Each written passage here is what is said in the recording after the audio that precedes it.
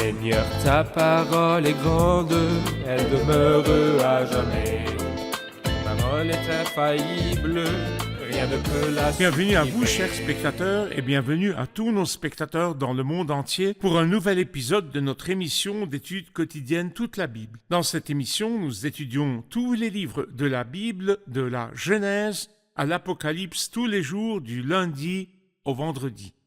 Dans l'épisode précédent, nous avons terminé l'étude du chapitre 12, le dernier chapitre du livre de Daniel, l'un des livres des grands prophètes de l'Ancien Testament.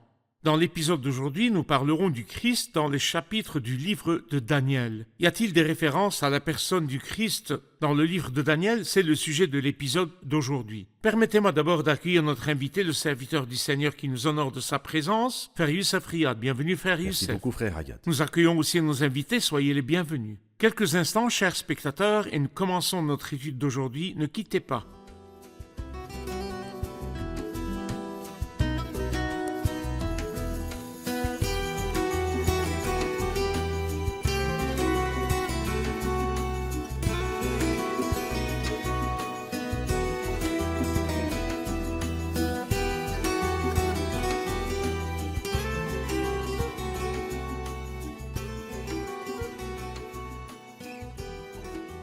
Bienvenue, Frère Youssef. Merci bien. Par la grâce de Dieu, dans l'épisode précédent, nous avons terminé l'étude du dernier chapitre du livre de Daniel. Mais nous aimerions revenir sur tous les chapitres et essayer d'identifier les références à la personne du Christ. Une question évidente.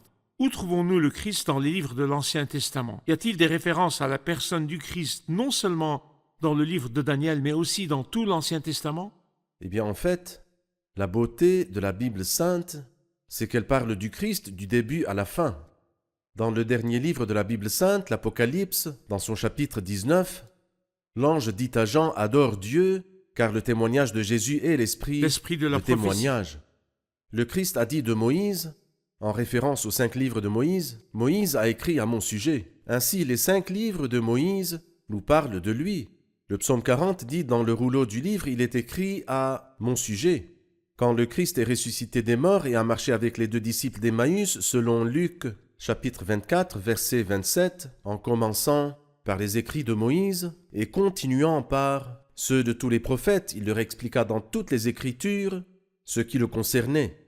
Par conséquent, ne soyons pas surpris de trouver le Christ dans le livre de Daniel, tout comme dans tous les livres. C'est vrai. Mais ce qui est beau, c'est que dans ce livre-là, en particulier, nous trouvons des expressions et nous trouvons des choses à propos du Christ qui ne se trouvent que dans le livre de Daniel, et je pense qu'il serait bon de souligner les choses que seul Daniel mentionne à propos du Christ et qui ne se trouvent nulle part ailleurs, malgré le fait que le Christ est présent dans toute la Bible sainte à travers tous ses livres. Très bien. Pourriez-vous d'abord nous donner un aperçu des chapitres du livre de Daniel où le Christ est mentionné? Énumérons-les, puis examinons-les un par un. Par exemple, au chapitre 2, il nous parle d'une pierre qui s'est détachée sans aucune intervention extérieure et qui représente le Christ. Et cette pierre est devenue une montagne et a rempli toute la terre, qui représente le règne du Christ. C'est vrai. Le chapitre 3 nous parle du 4e homme qui est descendu dans le feu, dans la fournaise ardente avec Shadrach, Meshach et Abednego. Le 4e ressemble à un fils des dieux, c'est ce qu'a dit Nebuchadnezzar lui-même. Parfait. Quand nous arrivons au chapitre 6, nous trouvons quelque chose de merveilleux, une image magnifique. Il est vrai que c'est le prophète Daniel qui a été jeté dans la fosse aux lions, mais tout le chapitre nous décrit la mort du Christ, sa mort miraculeuse, son enterrement, le scellement de la pierre, mais aussi sa résurrection d'entre les morts, le 3e Une jour. image symbolique. Une image symbolique, Parfait. exactement. Dans le chapitre 7, nous trouvons des paroles à propos du Fils de l'homme, et parle des empereurs des nations qui sont tous des monstres, et cela reste vrai, jusqu'à la venue du Christ qui n'est pas un monstre, mais le Fils de l'homme, qui établira son grand et merveilleux royaume. Et d'ailleurs, c'est le verset même que le Christ a cité en réponse au méchant Caïphe. Et c'est sur cette base que Caïphe a prononcé son verdict de crucifier le Pendant Christ le procès. pendant le procès. Au chapitre 8, nous trouvons également des paroles magnifiques sur le Christ, le qualifiant de prince des princes, une expression qui n'apparaît que dans le chapitre 8 de Daniel. Au chapitre 9, nous lisons que le Christ sera exclu. Après 69 semaines, le Messie sera exclu. C'est la crucifixion du Christ et il précise la date et nous ne trouvons aucune mention précise de cette date-là, sauf dans le chapitre 9 de Daniel. Au chapitre 10, nous lisons à propos de l'homme habillé en lin. C'est vrai. C'est aussi une image du Christ et elle réapparaît au chapitre 12. Et au chapitre 11, nous trouvons une expression propre à Daniel qui se trouve uniquement dans le livre de Daniel où le Christ est appelé celui que désirent les femmes. Et ceci dans le sens que toutes les femmes désiraient ou souhaitaient être la mère du Sauveur. De plus, au chapitre 9, le Christ est appelé le conducteur, jusqu'au Messie, le Très conducteur. bien. Parfait. Tout à fait. Passons-les en revue point par point en commençant par le chapitre 2 où il est dit que le Christ est une pierre qui s'est détachée sans aucune intervention extérieure et qui a frappé la statue. Veuillez, frère Youssef, nous donner la référence ou le passage biblique et l'explication. Oui, ici nous revenons au chapitre 2, verset 34. Lorsque Daniel racontait le rêve à Nebuchadnezzar, il lui dit « Pendant que tu regardais, une pierre s'est détachée sans aucune intervention extérieure. Elle a frappé les pieds en fer et en argile de la statue et les a pulvérisés. Le fer, l'argile, le bronze, l'argent et l'or ont alors été pulvérisés ensemble. Ensuite, il nous dit, quant à la pierre qui avait frappé la statue, elle est devenue une grande montagne et a rempli toute la terre. Et comme nous l'avons expliqué au cours de notre étude, la statue évoque l'histoire des nations, à commencer par le royaume babylonien. La tête en or représente le roi Nebuchadnezzar. Et puis, 4 royaumes des empires mondiaux qui se terminent par l'empire romain, mais il existe un 5e empire, celui de l'Emmanuel, celui du Fils de l'homme. Ce qui est beau, c'est qu'il dit que le Christ est une pierre qui s'est détachée sans aucune intervention extérieure. Et je crois que ceci prouve de sa source ou bien de son origine divine. Exact. C'est-à-dire qu'il n'est pas né d'une reproduction Sans naturelle, semence humaine. sans semence humaine. La Vierge sera enceinte, mais comment? Il n'y a pas de comment, Dieu est ainsi. Parce qu'il est impossible à un homme de faire venir Dieu, serait-il possible que quelqu'un, comme vous ou moi, de faire descendre Dieu du ciel? Bien sûr que non. Le Seigneur n'est pas venu par la semence humaine, mais plutôt par une naissance miraculeuse. La Vierge sera enceinte, elle mettra au monde un fils, une pierre qui s'est détachée sans aucune intervention humaine. Et cette pierre-là, dans son royaume, lorsqu'il reviendra de nouveau, frappera la statue après que toutes les nations auront échoué. Pendant une période d'environ 2500 ans, l'homme a échoué. Le Christ viendra établir son royaume, et ce royaume s'étendra pour remplir toute la terre. Il régnera sur toute la terre. Ainsi, cette métaphore de la pierre s'explique par le fait que le Christ viendra en tant que pierre mettre fin à la période accordée aux nations et sera un grand roi sur toute la terre. Où ailleurs Très bien. dans la Bible trouve-t-on des références au Christ en tant que pierre? Puisque nous commençons à parler du concept de la pierre, continuons. Où ailleurs dans la Bible le Christ est-il décrit comme une pierre? Dans l'Ancien Testament, il y a 7 références au Christ en tant que montagne, ou plutôt que pierre. La première fois, c'est dans Genèse 49, lorsque Jacob dit à Joseph « Et ses bras ont été fortifiés, il est ainsi devenu le berger, le rocher d'Israël. » La deuxième fois se trouve dans le psaume 118, où il dit « La pierre qu'ont rejetée ceux qui construisaient est devenue la pierre angulaire. » Ésaïe 8 et Ésaïe chapitre 28 nous parlent du Christ en tant que pierre rejetée, et ainsi cela fait 4 fois. Daniel chapitre 2, c'est la 5e fois. Ensuite Zacharie chapitre 3, où il parle de la pierre aux 7 yeux. Et puis dans Zacharie aussi, au chapitre 4, encore une fois. Voici donc 7 passages de l'Ancien Testament qui parlent du Christ en tant que pierre. Bien sûr, dans sa relation avec la nation, il est la pierre rejetée et la pierre d'achoppement du peuple juif. Dans sa relation avec l'Église, il est la pierre angulaire du fait. bâtiment. Avec les nations, dans le futur, il est le destructeur et le juge des nations. Il mettra fin à la période accordée aux nations. Donc dans le passé, le présent et le futur. Dans le passé, il était une pierre d'achoppement lorsqu'il est venu humblement. Maintenant que Dieu l'a exalté, il est la pierre angulaire dans sa relation avec l'Église. Et dans le futur, il va écraser toute la statue et il sera alors le grand roi sur toute la terre. Parfait. C'est la première référence à lui au chapitre 2 en tant que pierre. Passons au chapitre 3. Vous avez mentionné qu'il est appelé fils de Dieu ou, comme il est dit, le 4e ressemble à un fils des dieux en ce qui concerne l'incident de la fournaise ardente. Pouvez-vous nous en dire plus à ce sujet et comment le Christ apparaît-il dans cette scène? Eh bien, dans cet incident-là, Nebuchadnezzar fit ériger une statue, mais il ne fit pas sa tête en or, pour finir avec des pieds en argile, mais tout en or. Elle mesurait 60 coudées de long et 6 coudées de large. 60 coudées, c'est à peu près 30 mètres. Imaginez une statue entièrement en or de 30 mètres. C'est quelque chose de légendaire.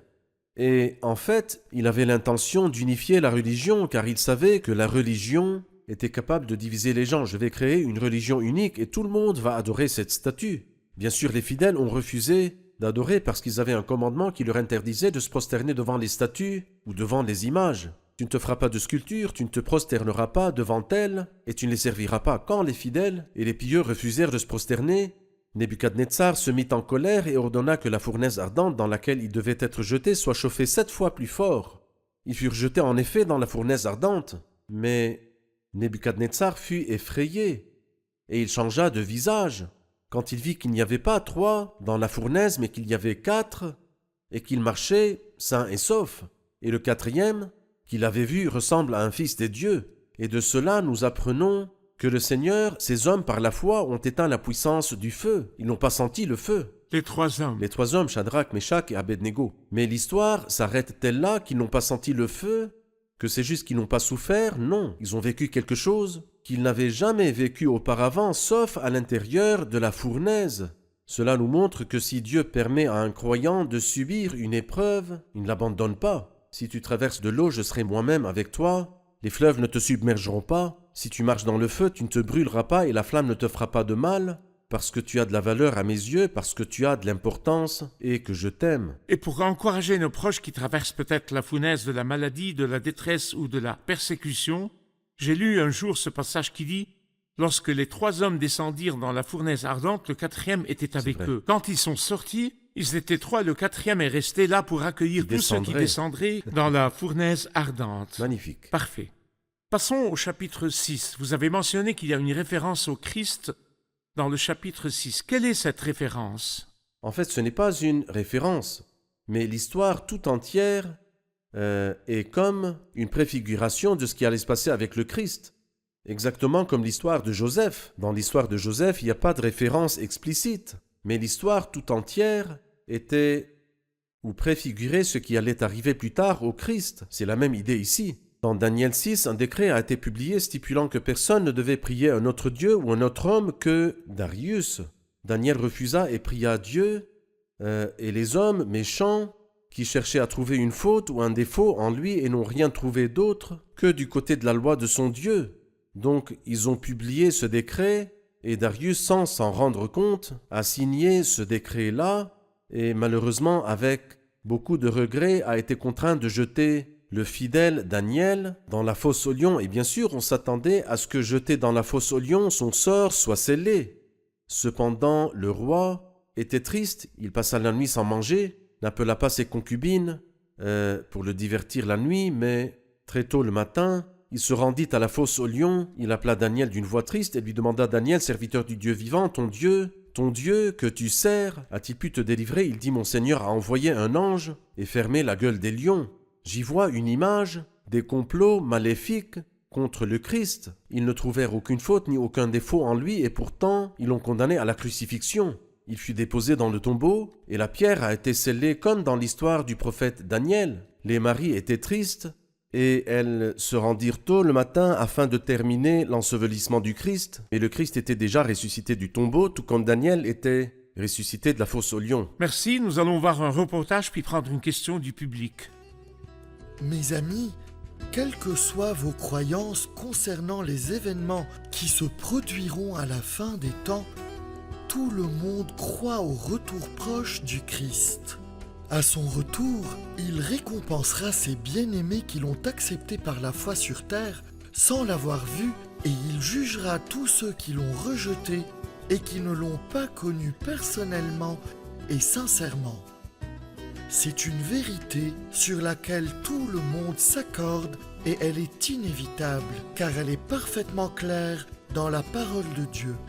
C'est pourquoi, mes amis, nous devons être prêts à rencontrer bientôt le Christ. Et la meilleure préparation est de l'accepter dans nos vies comme notre sauveur personnel et le Seigneur de tous.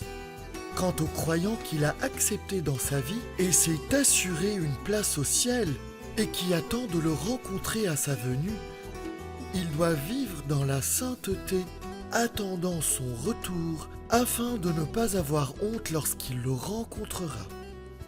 Chapitre 7, verset 13. Pendant que je regardais dans mes visions nocturnes quelqu'un qui ressemblait à un fils de l'homme est venu avec les nuées du ciel. Il s'est avancé vers l'ancien des jours et on l'a fait approcher de lui. Quel est le lien entre la comparaison du fils de l'homme au Seigneur Jésus avec les nuées du ciel?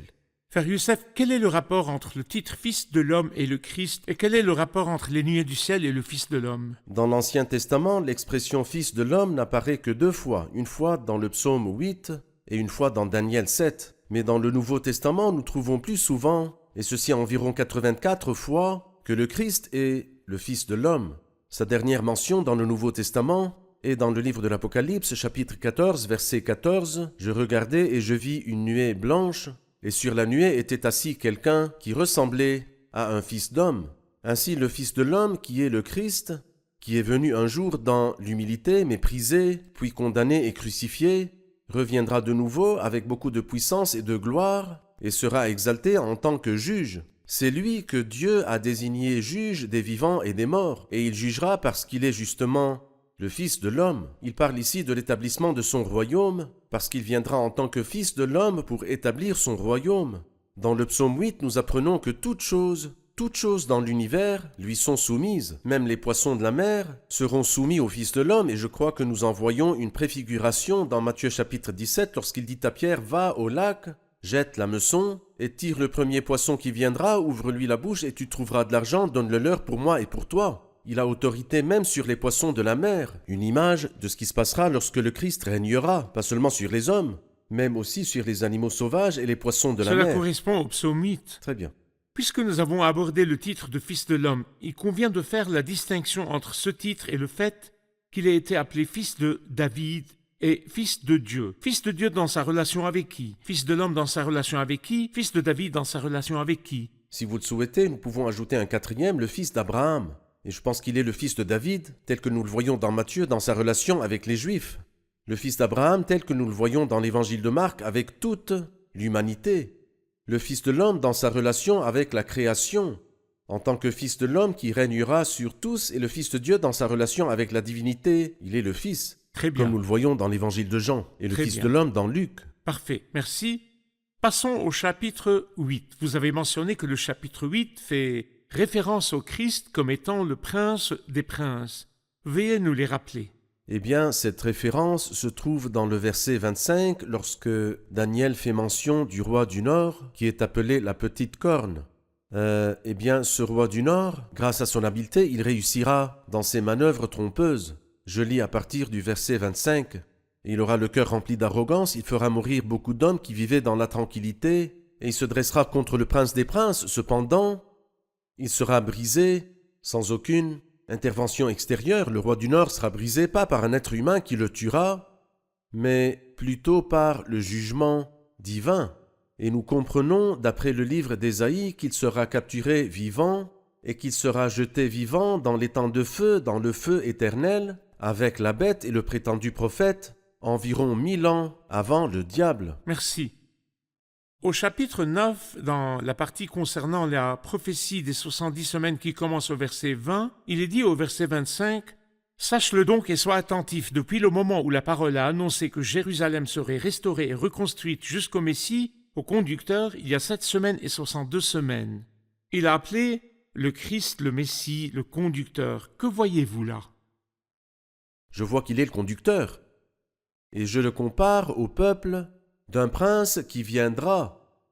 Tout de suite avant, Dans le il même dit chapitre. le peuple, oui, dans le même chapitre, il est dit le peuple d'un prince qui viendra. C'est au 26. verset 29.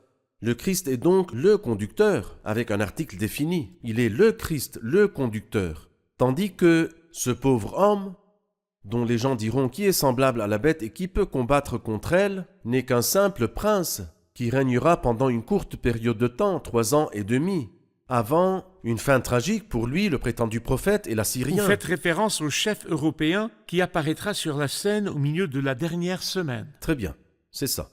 Le Christ, le conducteur, est donc celui qui a la souveraineté. La souveraineté reposera sur son épaule. Dans le langage du chapitre 8 de Daniel, il est le prince des princes. C'est lui qui régnera et son règne n'aura pas de fin, tandis que la bête qui monte de la mer, qui représente le chef européen, son règne sera extrêmement court et les jours de son règne seront très sombres. Le Christ est donc mentionné comme le conducteur. Ensuite, dans le même contexte, il est dit au verset 26, « Après les 62 semaines, le Messie sera exclu et il n'y aura personne pour lui venir en aide. » Il y a aussi une mention du Christ, mais de la crucifixion du Christ Oui. et de l'exclusion du vrai. Christ. Que voyez-vous là? Il y a des prophéties, par exemple Michée 5 nous a dit où naîtra le Christ. C'est vrai. Ésaïe 7, verset 14 nous dit comment naîtra le Christ. Ici, c'est quand il sera crucifié, avec une précision merveilleuse, parce que comme nous l'avons mentionné, Robert Anderson a écrit un livre magnifique intitulé « Le prince qui viendra ». Il a calculé au jour depuis le moment où la parole a annoncé que Jérusalem serait restaurée en 445 avant le Christ, jusqu'à l'entrée du Christ dans Jérusalem, exactement 69 fois 7 années, soit 483 ans. Le Christ est le seul mentionné dans toutes les prophéties de l'Ancien Testament comme si elles étaient les justifications de sa désignation, pour ainsi dire. Des signes, des preuves et des témoignages l'ont précédé, attestant qu'il est bien le Christ, l'objet des prophéties de l'Ancien Testament.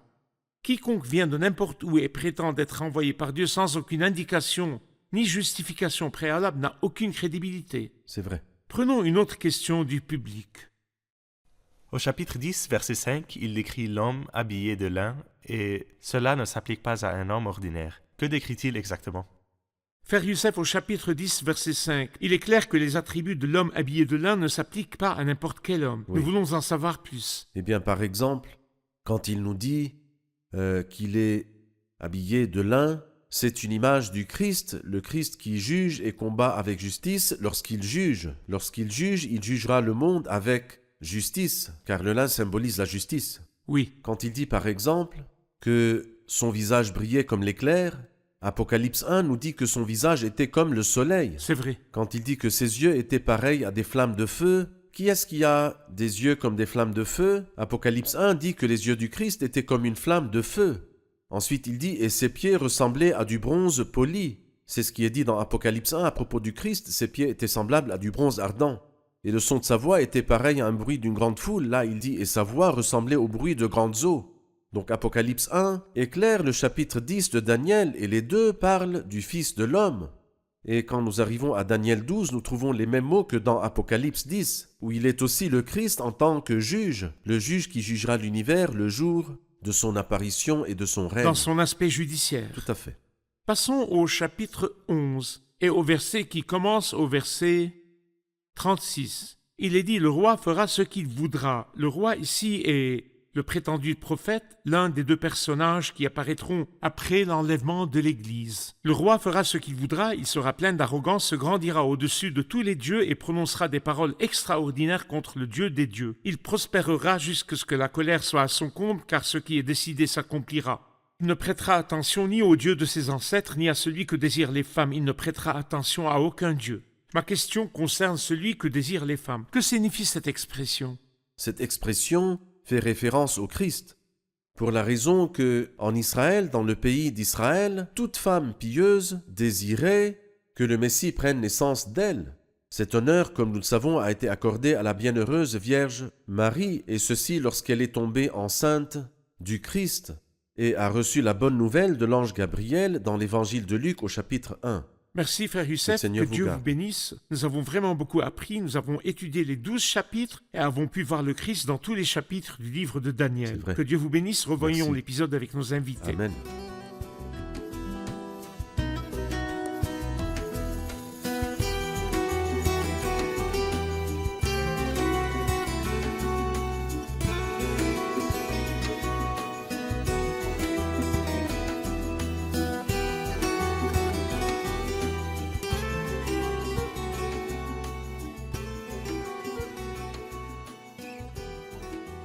Aujourd'hui, nous avons appris que le Christ est présent dans chaque chapitre du livre de Daniel. En fait, tout l'Ancien Testament parle de la personne du Christ. Mais prenons un exemple dans le chapitre 2. Il est comparé à une pierre.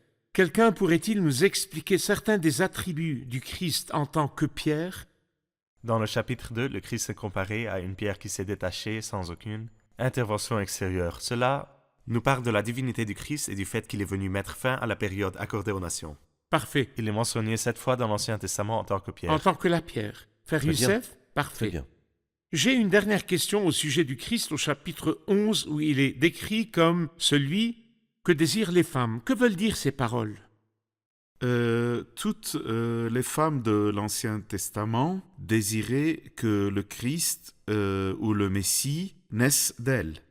Et Marie, la Vierge Marie, a reçu cet honneur. Parfait. Frère Youssef? Merci Frère Youssef, Je vous en que Dieu prie. vous bénisse. Merci. Chers spectateurs, nous avons appris que le livre de Daniel, dans tous ses chapitres, parle de la personne du Christ, que ce soit à travers des symboles ou des prophéties. En fait, l'Ancien Testament, dans tous ses livres, parle de la personne du Christ. En réalité, toute la Bible parle de la personne du Christ, car le témoignage de Jésus est l'esprit de la prophétie. La personne du Christ qui, un jour, est venu à nous comme un nouveau-né enveloppé de l'ange et couché dans une mangeoire, a vécu une vie de pauvreté sur cette terre et est mort sur la croix et a été rejeté par son peuple. Toutes les nations ont conspiré pour tuer le Fils de Dieu. Mais il est ressuscité d'entre les morts et est monté au ciel. Très bientôt, il viendra prendre les croyants, enlever l'Église de la terre, puis viendra pour rétablir le royaume. Quand il est venu parmi nous pour la première fois, il est venu comme une pierre qui s'est détachée sans aucune intervention extérieure. Lorsqu'il est né sans intervention humaine, sans semence humaine. Il était peut-être une pierre d'achoppement pour les Juifs qui ne l'ont pas respecté. La pierre qu'ont rejetée ceux qui construisaient est devenue la pierre angulaire, mais un jour viendra où cette pierre qui a été rejetée, qui s'est détachée sans aucune intervention extérieure, viendra mettre fin à la période accordée aux nations et au royaume du monde et établir son règne sur terre. Et le Seigneur sera un grand roi sur toute la terre. Si vous acceptez le Christ comme votre part, vous trouverez en lui un refuge solide comme un rocher. Mais si vous le rejetez, vous serez brisé ou écrasé quand vous vous tiendrez devant lui en tant que juge. Le Christ vous offre aujourd'hui une opportunité de grâce en ce temps de grâce, avant que la porte de la grâce ne se ferme. Je vous retrouve dans le prochain épisode et par la grâce de Dieu, dans le dernier épisode du livre de Daniel, nous aborderons toutes les fausses accusations portées contre ce livre. Nous répondrons à tous les doutes et accusations portées contre ce grand livre, le livre de Daniel. Je vous invite donc à nous rejoindre pour le prochain épisode et que le Seigneur soit avec vous.